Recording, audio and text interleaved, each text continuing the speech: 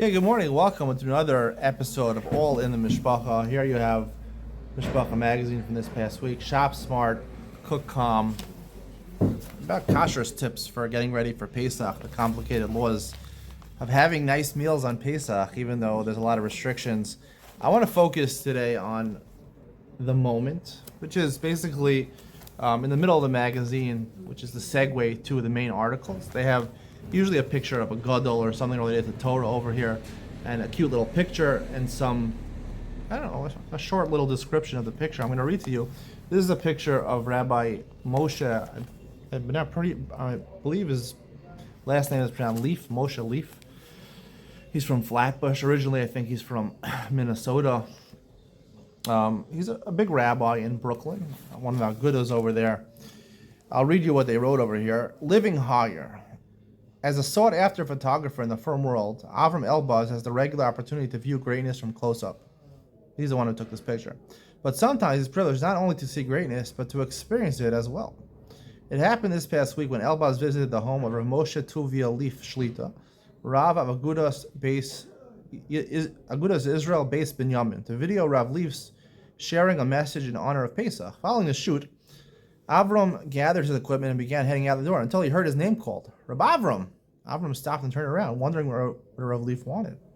Reb Avram, how many children do you have at home? Avram started to answer, but comprehension dawned as Rav Leaf began packaging bags of candy. You see over here, some candies over here. Ah, Rav, he said, I also have a few nephews from Eretz Yisrael who are with me in America as well. The photographer left with bags of candy for the Elbaz children and their cousins who would taste a sweetness no picture can describe. I love these words at the end. They'll taste a sweetness no picture can describe. And this is something which turns me off and makes me want to throw up a little bit. Not because candies make you throw up, just the language over here. I have this problem with Mishpacha magazine. A lot of the articles are nice articles. But especially the articles about Gedolim and specifically, and usually this picture, this segue into the regular part of the magazine, has something to do with a rabbi and something about Torah or something like that, and it's just exaggerated beyond belief. And something he gave them. So there was a couple of weeks ago, someone went to an elementary school, gave out Gemaras for the first time, and they learned something. The kids got a Gemara that they'll cherish forever and ever and ever and ever and ever, something like that. Something too much, too sweet, make you throw up. It literally makes you throw up because it's not accurate, and that's the problem I have with the Gedolim books. Obviously, that it's just they only tell you the good things. They don't tell you the bad things, the regular things, even the normal things. They don't tell you. They only tell you about their sidkus, how many hours they learned, how many shabbosim they kept, how many Musar Shirim they gave, but they don't tell you about the regular life. Just tell the regular life, even if you're not negative, just tell me what the regular life was. It seems like you're hiding the regular life. Second of all, it's so exaggerated, the terms they use. Let me form my own opinions. Why do you have to tell me? Okay, tell me the story. Maybe it's an interesting story. I don't think it's that interesting. They gave him some candies for the kids. But let me form my own interpretations. Don't tell me, oh, that was such a great act. The children are going to savor it for the rest of their lives. It's just candy.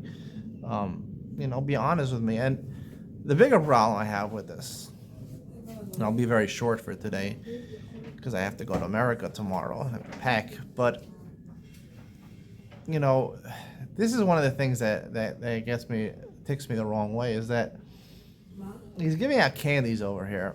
What happened? The guy was a photographer, came, took some pictures of him. Fine, he takes some pictures. Celebrities get pictures taken of them all the time. But he left. He's done. He calls him back. The rabbi calls him back and says, here, take some bags of candies for your kids, for cousins, whatever. Now, analyzing this, right? Obviously, Mishpacha thinks it's the most amazing act of kindness in the world. There was no one a rabbi, a big rabbi that came, thought about the children, not about just his children, the photographer's children, but also about the cousins from Israel. Is this a good thing? I mean, this rabbi knows he's being photographed. They just had a shoot or a video. Now he's being photographed by one of the most prominent Haredi photographers. It's going to be in Mishpacha magazine, probably. He knows that, the rabbi. And he's going out of way to show how kind he is in front of the camera. He's posing for this picture. He told him to come back and take pictures of him, or at least to get the candy. He knows he's going to take pictures of the photographer. And this is going to be posted in Mishpacha magazine. And everyone's going to say, oh, the rabbi's such a tzaddik. He thinks about the kids. Is that a normal thing to do? When a stranger comes to your house, you have a business guy comes to your house, client comes to your house, and he leaves. You say, oh, I have some candy on the table. My kids left some candy over. Take it back for your kids. Is that normal? It's not normal. So what are you trying to portray, the rabbi? That you're the biggest bal chesed, that you think about kids? Normal people don't think about other people's kids, but he thinks about other people's kids. More than right? He thinks about other kids and their nephews, and he's willing to do all this chesed. And have a nice picture in the middle of Mishpacha magazine of him giving candy to the kids. The rabbi knows this, We learned in Masech Sota about gasus haruach, about exaggerating yourself, talking more about yourself. People are going to think, he knows this. People are going to think, oh, biggest tzaddik in the world. He's the most righteous person. He thinks about children, the photographer's kids. He knows that. I mean, practically, if I'm in that situation over there, if I was being photographed, not that I'm a big rabbi, but I'm a celebrity, I wouldn't do these things. I don't want to be known as a tzaddik. You're supposed, if you want to do tzedakah, you want to do righteous acts, it should be in private. It should be in private. You should give tzedakah private. You should do things in private. If you want to do extra acts of kindness and extra acts of righteousness, it should be about private. If you're showing them to the whole world and you're putting on a full display just to show how big a tzaddik you are, right? That kind of undermines your tzidkus a little bit. It's not humility. That's actually gasus haruach. That's the ultimate gasus haruach, I believe. When you pose for pictures like this, just show that you're above being normal. Normal people wouldn't do this, but big rabbis, they do it. They think about other people's kids. Some random photographer, not related, wants to give kids. Who does that?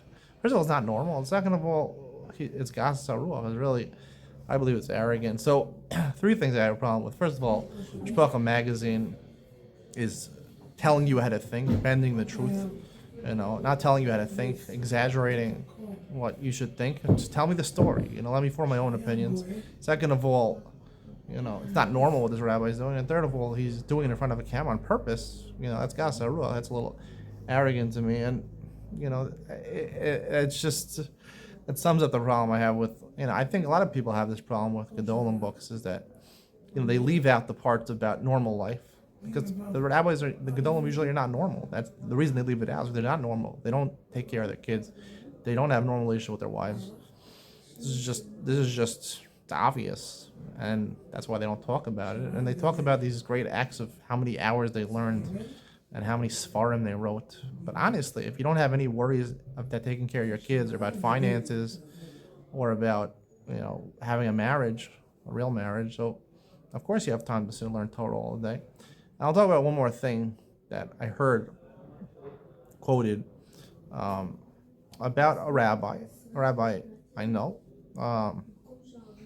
and I think it's true to a lot of rabbis in Rosh Yeshiva. And this woman was saying about the rabbi, was joking, a Haredi woman was joking about a certain rabbi. She said, this rabbi, he said in passing one time, he says, the truth is, I take tzedakah, I take charity. He said, but I'm not a blue collar tzedakah taker, charity taker. I'm a white collar. If you know the difference between a white collar job and a blue collar job, get their hands dirty. They're building buildings, they're cleaning gutters, they're taking out the garbage. And the white collars are the lawyers, the doctors, where they get respectful jobs as opposed to the demeaning job, doing it in a respectful way. And this person was saying, this rabbi, it was a joke, the rabbi said about himself. The truth is I take tzedakah. Obviously, I take tzedakah, I get charity. And that's really the truth about. Now, a rabbi of a shul, this rabbi is a rabbi of a shul. You're a rabbi of a shul, you get a salary from the shul.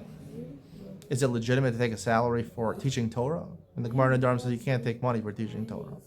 So what are you taking money for? For visiting the sick people? For officiating at weddings and funerals? Maybe you could take money. I don't know if it warrants a full salary. I wouldn't personally want to be a rabbi and take money for that. I don't know if that's 100% legitimate, but certainly if you're a Ram or a Rosh Yeshiva in a yeshiva, a Rosh Kollel, right? And you go to America and you collect money for your yeshiva, for your kollel, You might get some money for tuition, but the reality is a lot of yeshivas, a lot of the guys don't pay tuition. So you have to raise funds for your yeshiva. Now, the whole day you're engaged in teaching Torah or giving hadracha, giving guidance to your students. You don't have time for a job. The Rosh Yeshivas don't have jobs. Look at the one didn't have jobs. They don't have work. Chaim Kanievsky maybe sold eggs. I don't know who's buying his eggs. Profitable egg business. He's competing with all the egg manufacturers here in Israel. They don't have jobs. How are you getting your money? It's stuck. Come on. Let's call a spade a spade. I mean, you're going and raising funds in America for your yeshiva, and you're taking whatever percentage for yourself, for your family, to marry off your kids. It's tzedakah, right? The money given to your yeshiva is tzedakah. My Rosh Yeshiva said himself, he's a gabbai tzedakah. He's a gabbai tzedakah for the yeshiva. He doesn't own the money. He doesn't own the building. The building is owned by whoever donated the money, really, for it. It's all tzedakah. It's all charity. And what's so problematic to me is that there's so many Gemaras all over the place that decry and tell you how bad it is to take tzedakah. It shouldn't have been tzedakah l'brios. It shouldn't give more than a chomesh, because you might be tzedakah l'brios. It's full. The Gemara is full of the time. You shouldn't take money from other people. You shouldn't throw yourself on the tzibur. You shouldn't yigias kapayim, right? You should show nevelta b'shukov. I'll tell my gaver up.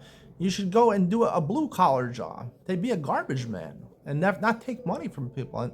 And people and the rabbis, certain Rosh Yeshiva, most Rosh Yeshiva, they go to America, they're glorified. I've seen videos, some of the Gara Rebbes or the Vizhnitzer Rebbe, they have first class seats. They don't even push their own wheelie in the airport. They have people pushing it for them. They go into these rich people's houses. They sit at the head of the table. They give brachos to everyone. Everyone's giving them money. Everyone's adulating them. And what do? They give a couple shiurim in some of the shuls over there.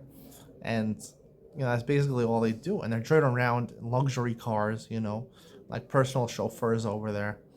They give the biggest honor by everyone. Everyone goes to honor them and to see them. And what are they doing? Really, at the end of the day, they're collecting tzedakah, but they're doing it in a white-collar way. White-collar collecting tzedakah. I'm doing it for my yeshiva to support Torah. The reason this is necessary, these balabatim, they're not a madrega to dedicate themselves to Torah, so they need to work. So they deserve, this is the money. I'm doing a chesed to these people to give money to Torah. That's what many of these people, Rosh Yeshiva, believe.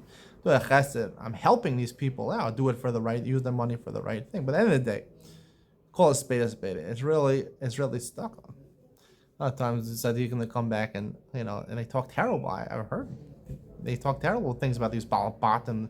They're so far away from the Torah. They're involved in business. But the Torah mandates, ain't Torah im derech eretz. You have to, in kerach imen kamach in Torah. You have to work. You have to work. There's no machlokas about it. Right? The Gemara in Brachos says, Rosh Yochai said, harba asu will also be yad, and they try to do it. No one was successful. It's not the way for the masses. Maybe for certain people, they should be doing it. But for the masses, everyone should learn kol and take tzedakah. Kol is also tzedakah. It says the money you're getting from the people in America, the staff and the Talmidim, Rosh Kol, Rosh Yeshiva, they're getting money. They're getting charity. It's white collar charity. At least with Rosh Yeshiva, the Rebbe's and the Rosh Kol, that's what it is. So at the end of the day, question in my mind, I'm questioning the whole system a little bit, the whole Kol system for sure, and also these people, they admit that, amongst themselves, it's white-collar stuff. It's tzedakah. At the end of the day, it's charity. Charity is charity. A large portion of Klal Yisrael runs off of charity.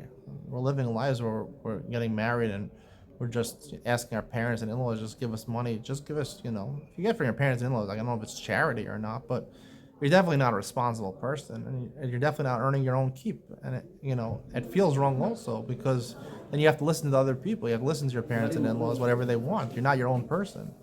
At the end of the day, I'm not an advocate for, I guess, these type of things, whatever I've talked about. And, I'm sure there's a lot of people that hear what I'm saying. They think I'm crazy, and they think, I'm a rebel. But I'm not a rebel. I'm not a rabbi. Rav Ben Zion. If you call me a rabbi, I'm a rebel. I'm just a regular person. There's just an honest outlook of mine, of what the world that I live in right now. I don't think it's right. I don't think the masses should be learning at Kol. Most people in Kol, it's hard for them. They don't spend most of the day learning seriously. There are a couple of people that are serious. Those people, I think, could be supported. They're necessary to, poskin cases to be dayonim. I think those are things that are necessary, but not for the masses. And white collar tzedakah should be frowned upon and not be glorified in this magazine Mishpacha like it always is. Hope you enjoyed today's episode. See you in the next.